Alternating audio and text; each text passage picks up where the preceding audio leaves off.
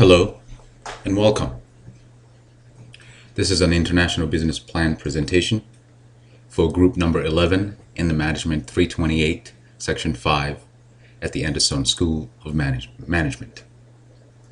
Our group consists of Bethany Buckner, Stephanie Rowe, and I'm your presenter, Andrew Mwithy. Our presentation considers and explores the feasibility of establishing Target in Africa in the capital city of Nairobi, Kenya. In summary, we recognize that Africa presents emerging economies that demand increased consumption of goods and services.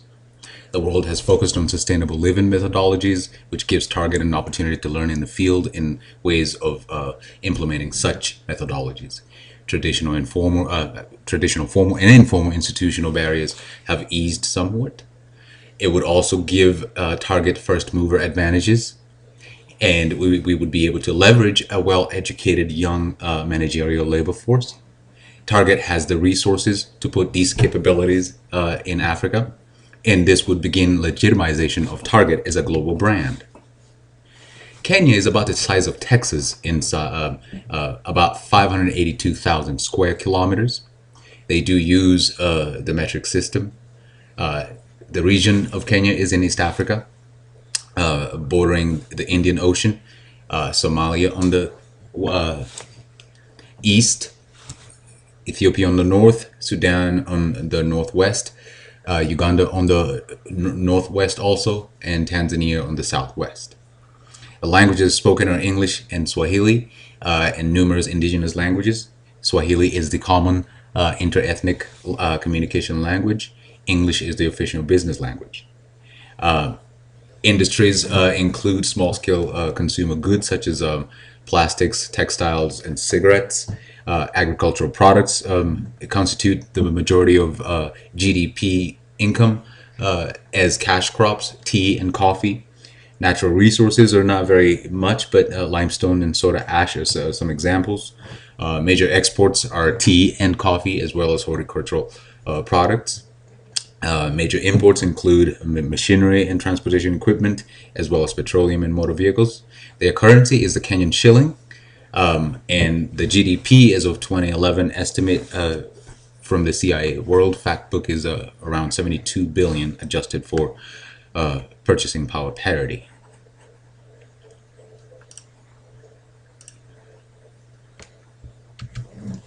Our goals and objectives for this presentation is to propose a market entry into Africa.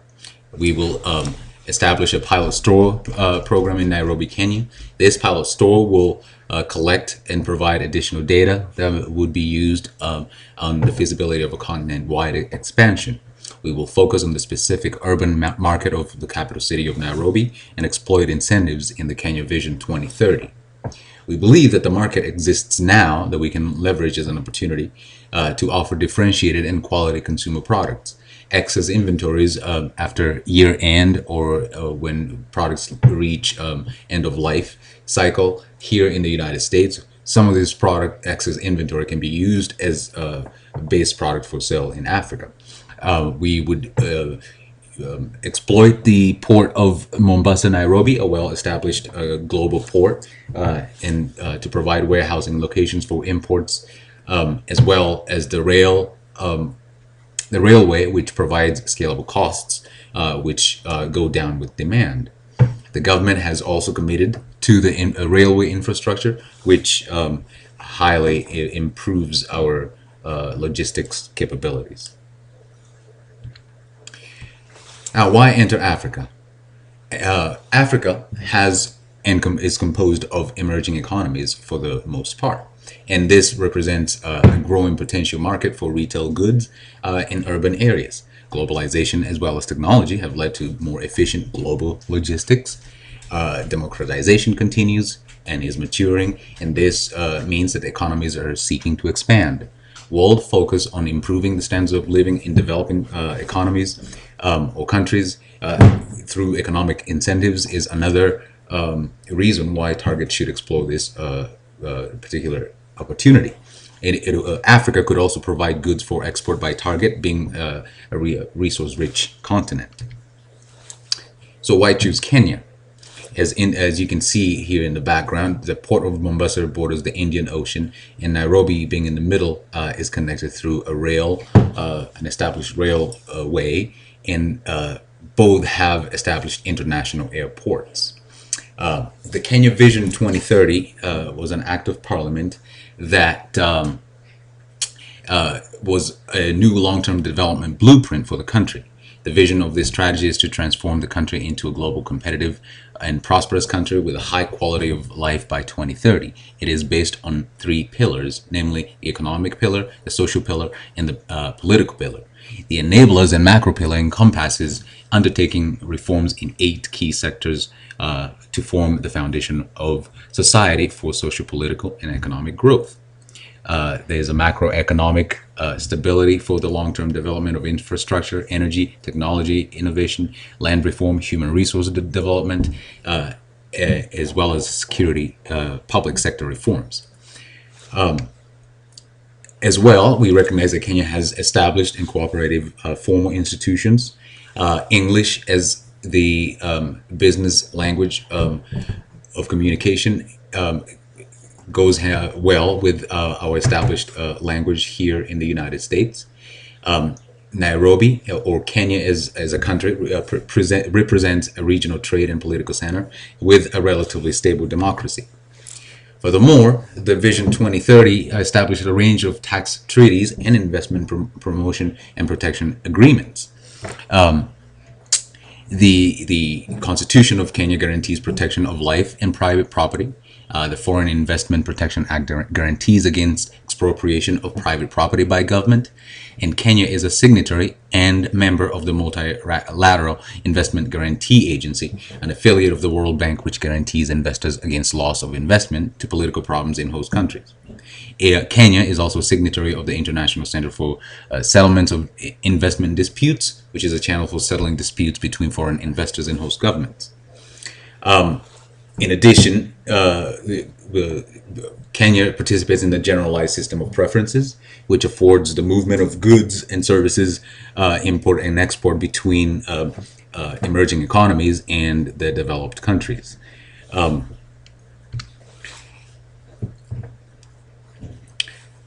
As I have established before, an act of parliament which put forth the Kenya Vision 2030 put it forth to provide an exception of service, or rather establish the Kenya Investment Authority to provide exceptional services to attract, facilitate, and retain investments in Kenya. This means that there's not only incentives, the Kenyan people are willing to accommodate foreign investment in Kenya. Recently, worldwide trust in Kenya's economic environment has increased, and the Kenya 2030 Vision 2030 identifies wholesale and retail as a priority investment and development sector. Some of the formal institutions that we would have to be involved with in order to establish target in Kenya are listed here, and just the breadth of them indicates that Kenya has a well-established formal institutional structure. Looking at economic data, expenditure by GDP is shown on the left. Private consumption is forecasted to go up slightly. The majority of our customers would be coming from private consumers, and that is a good indication of expected sales. Imports of goods and services are expected to go up, which implies that not only are Kenyans opening up more to and opening up to themselves for imported products, they are less resistant to importation. As we can see here on the origin of the Kenyan GDP, agriculture contributes a substantial amount, and with some growth expected. It is worth to note that since Target intends to enter a grocery market, we have a base of suppliers, indigenous suppliers that we can exploit there. The industry is Also another source of GDP. And what this means is that there are employees within industry which are concentrated in the urban areas that would employed in these industries that would be adding to our consumer base. An important sector is a tourism sector, which is a substantial GDP provider in Kenya, and specifically Target wishes to target these consumers by providing a well-established brand such as Target within their reach when they are in touring the country. The long-term outlook of Kenya is favorable, underpinned by new investment in infrastructure, especially transport and power, pro-market reforms, including deregulation and privatization, and gradual improvement in governance and public sector capacities. The long-term growth prospects are favorable, so comments or declares the Economist Intelligence Unit. GDP is projected to grow at about 6% through 2030. Looking at mass grocery retail data, we can see the forecasts are also favorable, with a rapid expansion expected here in the short term, which would be more of an incentive for Target to try and grasp some of this market, or at least establish themselves and gain those first mover advantages. As we can see, the level of sales at 2.5 billion is not very much compared to Target's current sales data, but it presents an opportunity where our capabilities and resources can be put to good return. However, it is important to consider some of the economic risks presented by Kenya. The global weakness or economic weakness of the recent times has affected Kenya. This is mainly due to globalization that tends to affect the globe as a whole. Emerging economies, which Kenya is part of, do present inherent uncertainty risks with them.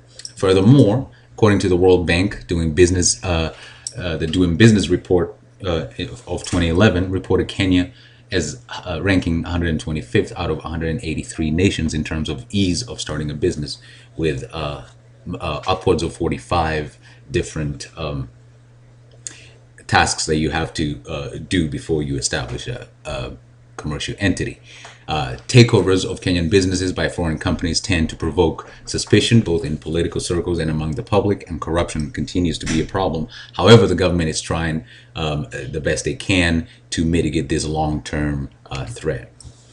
Considering Target and its capabilities, we recognize that Target mainly offers everything that a customer could possibly need, all in one convenient location. These things include clothes, homeware, kitchenware, furniture, electronics, video games, toys, health, beauty products, groceries, automotive products, sports products, as well as products for the outdoors. This diversity of products is what we want to exploit in Africa, as well as the additional services such as the pharmacies, clinical services especially, which Africa is in dire need of. We could establish these, and furthermore, they would help mitigate some of the stakeholder concerns that might come up. Furthermore, Target has over 25,000 items, and they do compare we do compare every price of these items, meaning that we do have inherent capabilities already to do market research as far as pricing and costing to our customers' needs. Also, 2012 marks the 50th anniversary of Target. We already operate a whole host of stores in the United States, with plans to expand 120 to 135 stores in Canada. With this, we think it would be beneficial for us to venture into Africa, as we're venturing into Canada, into these international markets, which would leverage the diversity of markets, and the learning process would probably be the gains from this kind of a learning process would probably be greater. Looking at the resources that I was referring to, 65, almost 66 billion in sales just in the United States, with a net earnings of about almost $3 billion. This means that Target does have the resources to take a little bit of this money, which would not be monetarily very large, and be able to establish some of these first mover advantages in Nairobi, Kenya. Nairobi is Kenya's principal economic, administrative, and cultural center, and is one of the largest and fastest growing cities in Africa. It is also the capital city of the country of Kenya.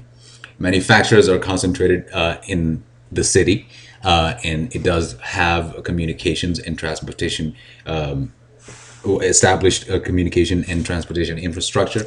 It is also East Africa's most populous city with 3.5 million inhabitants.